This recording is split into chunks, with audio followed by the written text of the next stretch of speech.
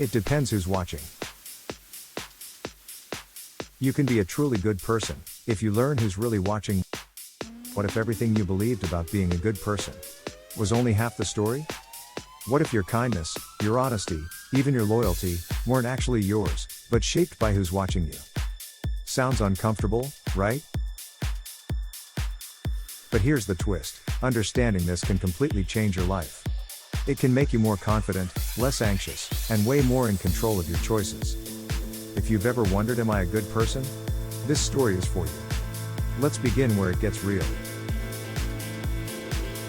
You're walking down a street. You see someone drop their wallet. No one's around. No cameras. No audience. What do? Now ask yourself, what if someone was watching? The truth is, we're not as independent as we think. Most of us act differently when someone else is in the room. When you're at school, at home, or online, you've probably noticed that your behavior changes depending on who's around. And that's not just you. It's everyone. But here's the question that could change your whole mindset: does that mean you're fake, or just human? Let's dive into this idea. Imagine for a moment you're being watched all the time.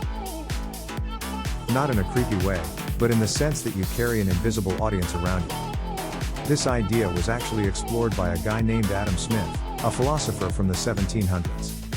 You might know him as the economics guy, but he had this powerful idea about morality. He said we all carry around an impartial spectator in our heads. A kind of invisible judge who we imagine watching us, guiding what we think is right or wrong. Think about it. Why don't you cheat during a test? Is it because you believe it's wrong, or because you think your teacher, your parents, your friends, or even your future self would be disappointed? That's the impartial spectator.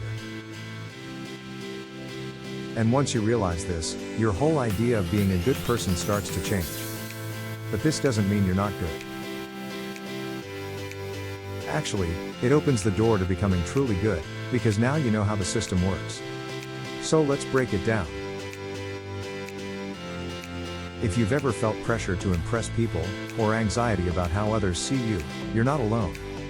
That's your invisible audience, and it's not always a bad thing. But sometimes, that pressure makes us perform. It makes us act like someone we're not. We become people pleasers. We say yes when we want to say no. We smile when we're dying inside. And over time, that starts to hurt. Here's where it gets deep. Jean-Paul Sartre, a 20th century philosopher, talked about this feeling in a way that hits hard even today. He said, "Hell is other people." What he meant was that when we constantly try to see ourselves through the eyes of others, we lose touch with who we really are. It's like living in a mirror, always performing. But don't worry. This isn't a dead end, it's the turning point. Because the more you understand who your invisible audience is, the more power you have. You can choose whose opinion matters. And that's where your freedom begins. In our world today, it's almost impossible not to feel watched. You post something online, and boom, likes, comments, reactions. You say something in class, and 10 heads turn. You even feel judged by the clothes you wear or the music you like. But imagine if you could switch that voice in your head. Imagine if the person watching you was someone wise, kind, and focused on your growth. Not judgmental. Not superficial. What if your invisible audience could become your mentor instead of your critic? That's possible. And it starts by asking, who do you want to impress, really? Let's zoom out for a second. In ancient Greece, A philosopher named Socrates believed that the unexamined life isn't worth living. He constantly asked questions, especially about what it meant to be good. But he wasn't doing it to get likes or followers. He did it because he believed in the soul. The part of you that's always watching, even when no one else is. That's your true mirror. Not your followers. Not even your friends. You. So what's the move? First, recognize that your idea of goodness is shaped by others. And that's okay. But don't stop there. Second, choose who you let shape you. Pick people who lift you up, who challenge you in the right ways. You don't need a million fans. You need a few real mirrors. Third, act in a way that feels true even when no one's watching. That's the test. That's the core of integrity. It's not about being perfect. It's about being real. Now here's where this changes your life. When you stop trying to impress everyone, you stop living in fear. You make decisions faster. You say what you mean. You sleep better. You attract people who love the real you. And that's powerful. You become the kind of person who doesn't just look good, you are good. From the inside out. Because your actions aren't just for show. They're for your soul. Think about someone you admire.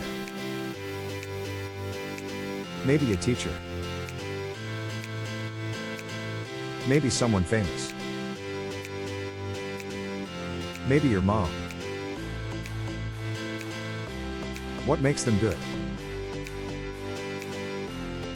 It's probably not their likes, their awards, or their followers. It's how they act when the world isn't watching. Their quiet choices. Their kindness when it's not required. Their strength when it would be easy to hide. That's what you're capable of too. Even science backs this up. Psychologists call it prosocial behavior. Acts of kindness with no expected reward. And guess what? People who do these kinds of things consistently are happier. Not because they're better, but because they've built a solid foundation inside. But don't be fooled, this isn't easy. The world tells you to perform. To fake it. To build a brand. But if you can step back and ask, who am I when no one's watching? You'll build something stronger than a brand. You'll build a self. So if you've ever asked yourself, am I actually a good person? The answer isn't yes or no. It's a direction. You're becoming one, every time you stop to reflect, choose wisely, and act from your values. And if you mess up, good. That's part of the process. Even Immanuel Kant, another philosopher, believed that morality isn't about never failing, it's about trying. It's about treating people not as means to an end, but as ends in themselves. That includes you. So next time you feel the pressure to prove yourself, pause. Ask, who am I doing this for? If the answer is fear, you can choose again. If the answer is love, you're on the right track. That's how this story ends, and begins. Because now, you know the truth. You are being watched. But the most important eyes aren't out there. They're yours. And when you see yourself clearly, when you act from your values, even in silence, you unlock something real. Not fake goodness, but real integrity. Real peace. Real confidence. That's not only being good. That's being free. And that's worth everything. If this opened your eyes, if you felt something shift, subscribe to our channel. We make stories like this to help you grow into who you already are. Not perfect, but powerful. Because the world doesn't need more fake perfection. It needs more real people. Starting with you.